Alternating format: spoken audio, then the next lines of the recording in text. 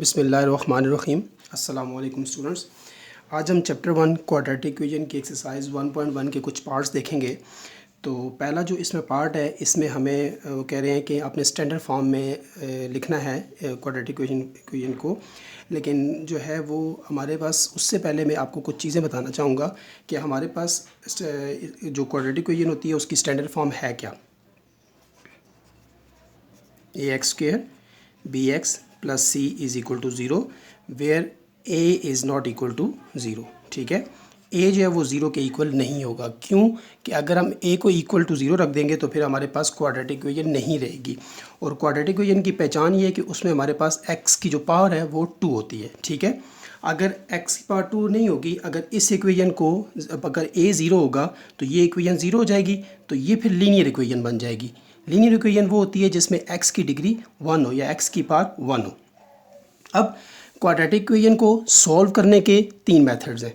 ठीक है, पहला जो है उसमें हमने उसको करना है, फैक्टराइजेशन कर सकते हैं, उसको हम कंप्लीटिंग द स्क्वायर से सॉल्व कर सकते हैं। और तीसरा जो मेथड है वो है हमारे पास इसकी क्वाड्रेटिक फार्मूला की मदद से सॉल्व करेंगे। तो इस एक्सरसाइज में हमारे पास 2 मेथड डिस्कस हुए हैं, एक फैक्टराइजेशन का और दूसरा कंप्लीटिंग स्क्वायर की मदद से सॉल्व करने का। तो सबसे पहले ये दो हमारे पास क्वेश्चन 1 के 2 पार्ट हैं, इनको हमने स्टैंडर्ड फॉर्म में लिखना है, तो उसको हम देख लेते हैं। अब फर्स्ट क्वेश्चन है x plus 7 into X minus 3 equal to -7। अब आपको पता है कि ये दोनों वैल्यूज़ जो हैं हमारे पास मल्टीप्लाई का साइन दे रही हैं। कैसे? कि अगर ब्रैकेट्स के दरमियान कोई वैल्यूज़ लिखी हुई हो तो वो उनका मतलब जो है वो मल्टीप्लाई का होता है। तो मल्टीप्लाई कर लेते हैं। मल्टीप्लाई का सिनेरियो आपको पता है, सिंपल सा है कि फर्स्ट वैल्यू को फर्स्ट से मल्टीप्लाई करेंगे, फर्स्ट को सेकेंड से मल्टीप्लाई करेंगे, सेकंड को फर्स्ट से मल्टीप्लाई करेंगे और सेकंड को सेकंड से मल्टीप्लाई करेंगे, और sign according to them. x into X X square, x into -3 plus 7 into X plus 7x plus 7 into -3 -21 equals -7। अब अगर आप यहाँ पे देखें तो ये x वाली वैल्यूज़ हैं दोनों, तो इनको हम आपस में सॉल्व कर लेते हैं। एक्स स्क्वेयर ये हो जाएगा 4x कैसे हुआ स्टूडेंट्स? कि प्लस -7 में से अगर हम 3 को माइनस करें तो 4 जो है बचेगा, और साइन जो है वो ग्रेटर वैल्यू का यूज़ होगा। तो ग्रेटर वैल्यू हमारे पास 7 है तो उसका पॉजिटिव साइन यूज़ हो गया। अब -21 आ जाएगा, ठीक है, इक्वल्स -7। ठीक है, अब हमने स्टैंडर्ड फॉर्म के मुताबिक देखना है। ये जो स्टैंडर्ड फॉर्म मैंने लिखी थी इसके मुताबिक हमारे पास यहाँ पे 0 होना चाहिए, इक्वल के राइट साइड पे 0 होना चाहिए। तो अब -7 को इधर ले आएंगे तो ये हमारे पास आ जाएगा एक्स स्क्वेयर प्लस 4x -21, और -7 जब इस साइड पे आ जाएगा तो +7 इक्वल्स टू 0। तो इसको हम लिख लेंगे x square plus 4x plus -21 में से 7 जब माइनस करेंगे तो 14 आएगा, और साइन ग्रेटर वैल्यू का यूज़ होगा। तो ग्रेटर वैल्यू यहाँ पे हमारे पास क्या है? 21, तो उसका साइन माइनस यूज़ हो गया, इक्वल्स टू 0। ये हमारे पास क्या है? इसकी स्टैंडर्ड फॉर्म है। ठीक है, क्या हो गया? स्क्वायर आया, फिर x आ गया, और -4 इक्वल्स टू 0। अब इसी तरह हम सेकंड पार्ट देखेंगे। सेकंड पार्ट में क्या है हमारे पास कि इसमें न्यूमिनेटर भी है और डिनोमिनेटर भी है। तो इसको हम एलसीएम की मदद से सॉल्व करते हैं।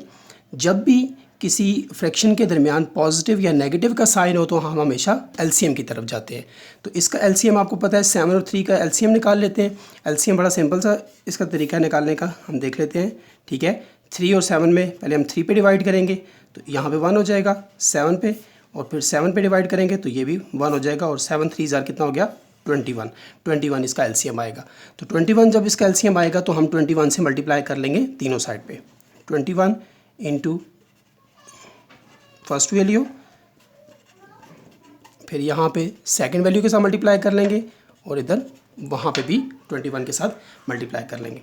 तो यहाँ पे अगर आप देखें 3 1 ज़ार 3, 7 के साथ कटिंग हो जाएगी। यहाँ पे 7 1 ज़ार 7, 3 के साथ कटिंग हो जाएगी। तो क्या बचेगा हमारे पास? 7 into x square plus 4 minus x into 3 equals 21। अब यहाँ मल्टीप्लाई कर लेते हैं। 7x square, 7 into 4 28 minus 3x equals 21। अब यहाँ पे अगर आप देखें तो हमारे पास जो है 21 को यहाँ पे लेके आएंगे।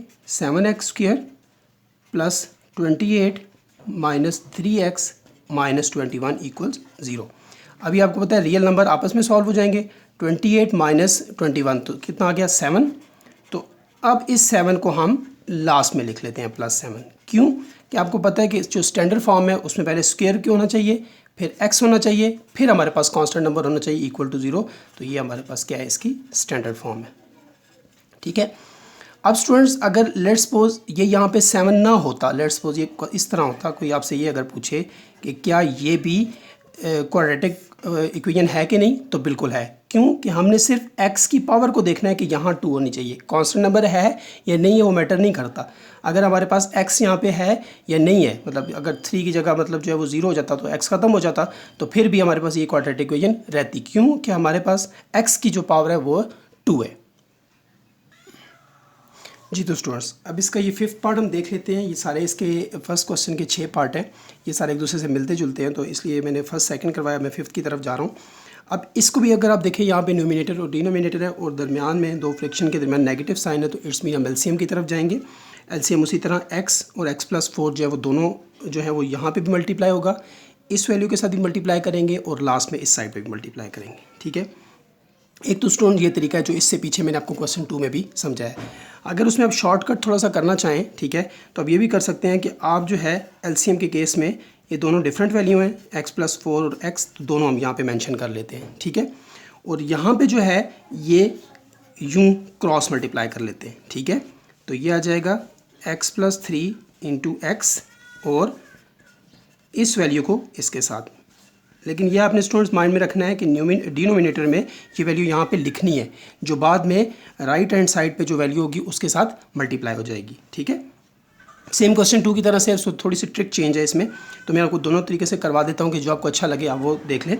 तो यहाँ पर जब हम मल्टीप्लाई करेंगे x को इस वैल्यू के साथ, तो ये हमारे पास आ जाएगा x² + 3x माइनस, जब इन दोनों को मल्टीप्लाई करेंगे तो अब माइनस है बाहर में, इसलिए पहले हम ब्रैकेट रख के अंदर मल्टीप्लाई करेंगे, फिर उसको बाहर माइनस वाले साइन से मल्टीप्लाई करके साइन चेंज कर देंगे वैल्यू के। तो ये आ जाएगा हमारे पास x² - 5x + 4x - 20। ठीक है। और ये जो नीचे वैल्यू थी ये हम 1 के साथ इस साइड पे मल्टीप्लाई कर लेते हैं, मतलब ये x × दिस 1, तो ये आ जाएगा, मैं डायरेक्ट लिख लेता हूँ, x² + 4x आ जाएगा। ठीक है। अब यहाँ पे माइनस से मल्टीप्लाई कर लेते हैं, तो आपको पता है जब भी माइनस से मल्टीप्लाई करते हैं तो सारी वैल्यूज़ के साइन चेंज आते हैं। और हम एक इसके साथ ये भी कर लेते हैं कि इसको जब हम सॉल्व करेंगे तो ये आ जाएगा -1x। क्यों कि -5 + 4 हमारे पास -1 रहता है, तो -1 को भी इसके साथ सॉल्व कर लेते हैं, तो ये आ जाएगा -x²। ठीक है। यहाँ पर जो -1x आना था उसको जब इससे मल्टीप्लाई करेंगे तो +1x लिख लेंगे। +1x मतलब x, ये आ गया +20 इक्वल्स, ये हम लिख लेते हैं x² + 4x। 1 को किसी चीज़ से मल्टीप्लाई करते हैं तो कोई फ़र्क नहीं पड़ता, वही वैल्यू हमारे पास आती है। अब अगर आप यहाँ गौर कर लें तो ये दोनों वैल्यू आपस में सॉल्व हो जाएंगी, x² वाली, बल्कि कट जाएंगी, -x² और +x² कट जाएगा, 3x + x 4x हो जाएगा, +20 इक्वल्स x² + 4x। अब स्टूडेंट्स अगर आप देखें तो इस साइड पे x² है, इस साइड पे x है, तो इन सब वैल्यू को उठा के हम उधर ले जाते हैं। तो ये हमारे पास आ जाएगा, पहले ये वाली वैल्यू लिख लेंगे, x² + 4x, ये उधर जाएगा तो -4x - 20 इक्वल्स 0 आ जाएगा। ठीक है। तो ये -x और पॉजिटिव 4x कैंसिल हो जाएगा, तो ये आ जाएगा x² - 20 इक्वल्स टू 0। अब यहाँ पे देखें x नहीं है, लेकिन हमारे पास x की जो पावर है वो 2 है। ठीक है। तो इसका मतलब है ये क्वाड्रेटिक इक्वेशन है। ठीक है। x की वैल्यू भी बेशक मिसिंग है, आपको पता है कि स्टैंडर्ड फॉर्म होती है ax² bx + c इक्वल्स 0। अब इसमें ये वाला पोर्शन है, ये देखें, ये सेकंड ये वाला पोर्शन नहीं है। ये अगर पोर्शन नहीं है तो इसका कोई फ़र्क नहीं पड़ता, हमारे पास फर्स्ट पोर्शन जो है x की डिग्री जो है वो 2 जो है वो मस्ट होनी चाहिए। तो ये हमारे पास यहाँ पे स्टैंडर्ड फॉर्म है क्वाड्रेटिक इक्वेशन की।